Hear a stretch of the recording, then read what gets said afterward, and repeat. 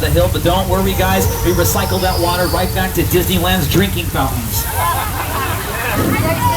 Up on your screens, there's Big Fat Liar right there. Now this area that you see on your left-hand side, you guys might recognize this area from Paramount Pictures' Indiana Jones and the Kingdom of the Crystal Skull. It was seen as Peru. I know it was Peru because I was actually in that scene with Harrison Ford and Shia LaBeouf right through there. That was also Tortuga and Port Royal for all three Disney's Pirates of the Caribbean films. There we go. And it can be a modern Mexico, it could be an old Mexico, it could be Peru, it could be whatever we want it to be. A couple of the students from the New York Film Academy are down there doing some filming.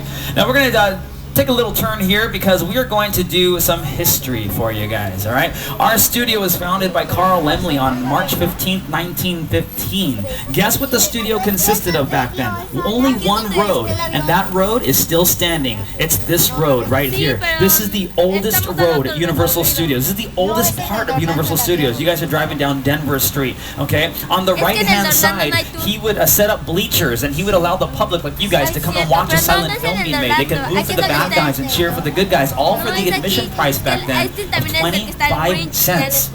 And then at the end of the day, when everybody was leaving, he gave them a free sack lunch. And then he offered them a dozen eggs if they wanted to purchase a dozen eggs for 25 cents. You know the reason why he was able to do that is because before this was a studio, this was a chicken ranch.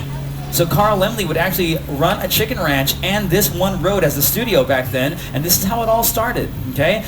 We still use this street for filming. If you guys saw recently Adam Sandler's movie Bedtime Stories, did you guys see that?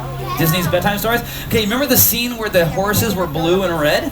It was shot right here on this road, okay? And also, Sandra Bullock has a new movie coming out called All About Steve, which will be coming out later on this year. Lots of scenes were shot here as well. Now, of course, anytime you see a good Western, you know there's always a barroom brawl. You can't have a Western without the barroom brawls. Well, it's actually really funny because you'd always see those guys flying through glass, having a chair broken over their head, or one guy would grab them, slam them up against the brick wall. All of that was fake, okay? All that the glass that you saw was a special material called candy glass, excuse me.